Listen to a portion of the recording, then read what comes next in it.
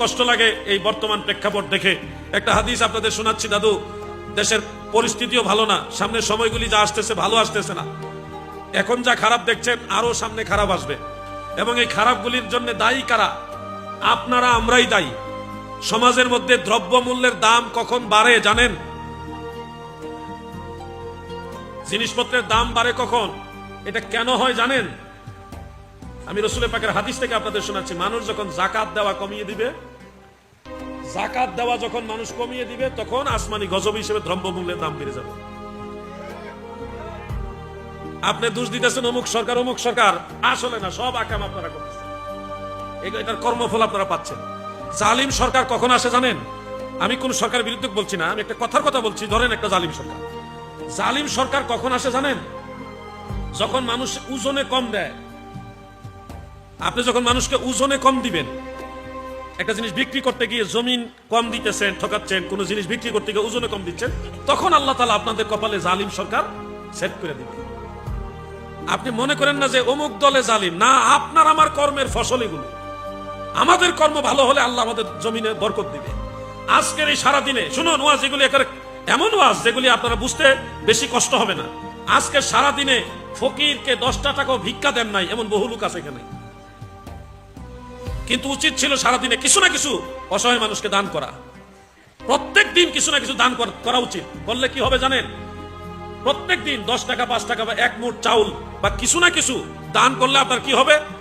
দান করলে আপনার যে অনাকাঙ্ক্ষিত রোগ বেমারগুলি হয়, ছেলে অ্যাক্সিডেন্ট হয়ে পা ভেঙে ফেলে, হঠাৎ এক জায়গায় আগুন লাগে, একটা কাপড় পুড়ে গেছে, বিছানাটার চাদরটা পুড়ে গেছে, হঠাৎ আপনার স্ত্রী অসুস্থ হয়ে গেছে, হঠাৎ একটা বাইসাইকেল এসে আপনার শরীরে লাগাই দিছে, মোটরসাইকেল লাগাই দিছে, অথবা আপনার অটো গাড়িটা একটা অস্বাভাবিক আচরণে একটা অ্যাক্সিডেন্ট করে ফেলছেন। এই যে ছোটখাটো বিপদগুলি, বালা মুসিবতগুলি যদি সামান্য সামান্য দান সদকা করেন, তখন এগুলি অটোমেটিক আল্লাহ মাফ করে দেয়। আর যখন দেখবেন এই একটা রোগ আসতেছে, এই জ্বর হয়েছে কয়েকদিন আগে, এখন আপনার স্ত্রীর জ্বর উঠছে, আবার আপনার ছেলেটার একটা বিপদে বেড়ে গেছে, আবারই একটা মুসিবত, তখনই ধরে নিবেন আপনার দান সদকাটা বন্ধ। বালা মুসিবত রোধ হওয়ার যে জিনিস, এটা আপনি বন্ধ করে রাখছেন। কথা বুঝছেন নি? না, ওয়াজ কি বিরুদ্ধে যাইতেছে নাকি? বালা মুসিবত যদি কমাইতে চান, প্রত্যেক দিন কিছু না কিছু দান করেন। আবার আপনারা মনে করেন না যে কোনো ফকির আমারে বলছে যে তাদের পক্ষে ওয়াজ করার জন্য, ওরকম না। আমি একবার রাসূলের পাকের হাদিস একেবারে আমার মতো করে আপনাদেরকে সহজ ভাষায় বুঝাই দিচ্ছি। প্রত্যেক দিন কিছু না কিছু দান করবেন। মহিলাদেরকে বলে রাখবেন, কেউ যদি এসে হাত পাতে ফকির, তাদেরকে যেন খালি না ফিরায়, কিছু না কিছু যেন দিয়ে দেয়। এটা কোরআনের আদেশ। ওয়া আম্মাস সাইলা ফালা তানহার। যদি সাইল আসে, আল্লাহ তাআলা নবীজিকে বলেন, হাবিব আপনি তাদেরকে ধমক দিয়েন না। মা বোনদেরকে বলে রাখবেন, পাড়া প্রতিবেশী যদি প্রয়োজন একটা প্লেট চায়, প্লেট, অথবা দেখা গেছে দা কাটার জন্য দা চায়, অনেক সময় একটা সুই চায়, এরকম চায় কিনা ভাই? অনেক সময় দেখা গেছে 2 পট চাউল চায়, 1 কেজি চাউল চায়।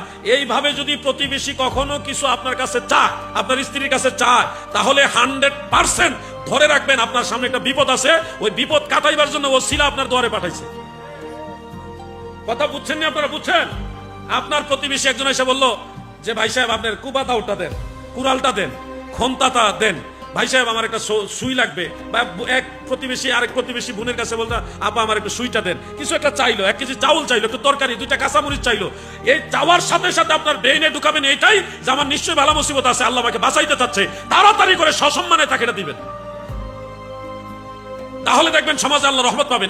এই ওয়াজটা একটু ভিন্ন ওয়াজ। আপনারা এই কথাগুলি মানলে দুনিয়া তো লাভবান হবেন, আখিরাত তো লাভবান হয়ে যাবেন। আরেকটা কথা মনে রাখবেন, ছোট ছোট বিষয় খুব ডিপলি মনে রাখবেন।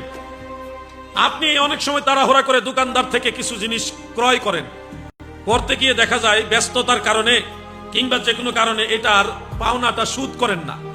এই সামান্য টাকার কারণে কিন্তু আপনি আবার বড় বিপদও পড়তে পারেন। যেমন আমি উদাহরণ হিসেবে একটা বিষয় আপনাদের সামনে তুলে ধরি। ধরেন দোকানদার বাড়ির পাশে, আপনার বাড়িতে মেহমান আসছে, দৌড়ে গিয়ে বলছে আমার একটা মশার কয়েল দাও। মশার কয়েলের দাম আপনাদের এলাকায় কত? একটা 5 টাকা।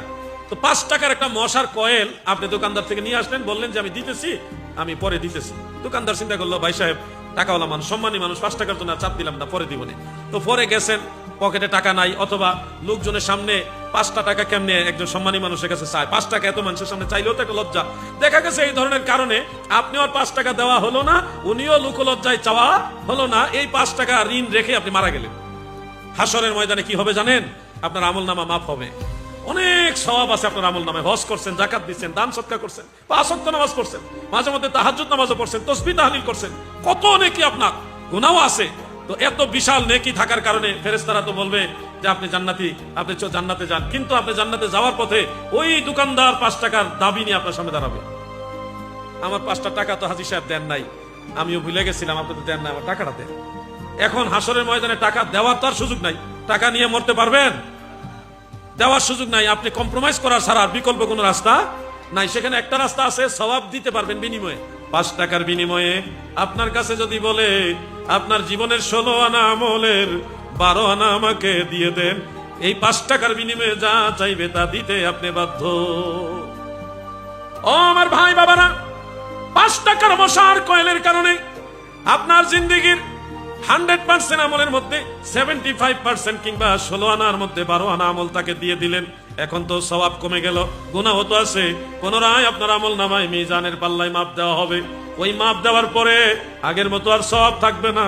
হাজী সাহেব গো, লক্ষ লক্ষ টাকা খরচ করে, কত পরিশ্রম করে হজ করে আসলেন, যাকাত দিলেন বছরে বছরে, কত কষ্ট করে শীতকালে ওযু করে নামাজ পড়েছেন, কত কষ্ট করে টাকা রোজগার করে যাকাত দিয়েছেন, দান সদকা করেছেন, কিন্তু মাত্র 5 টাকার কারণে আপনার জীবনের এই মহামূল্যবান সম্পদ ময়দানে মাহশারে দোকানদারে নিয়ে যাবে। সেদিন আপনার মতো অসহায় আর কেউ হবে না। এত নেকি করার পরেও মাত্র 5 টাকার কারণে রিক্ত হস্তে, খালি হাতে, শূন্য হাতে জাহান্নামের দিকে রওনা দিতে হবে। আমার দাদু ভাইরা, ও যুবক ভাইরা, আমি আপনাদের কাছে অনুরোধ করে বলে যাই, যদি কেউ এরকম পাওনা থাকে, এই পাওনা লইয়া মইরো না। বিপদে পড়ে যাবেন, কঠিন বিপদে পড়বে, অসহায় হয়ে যাবেন।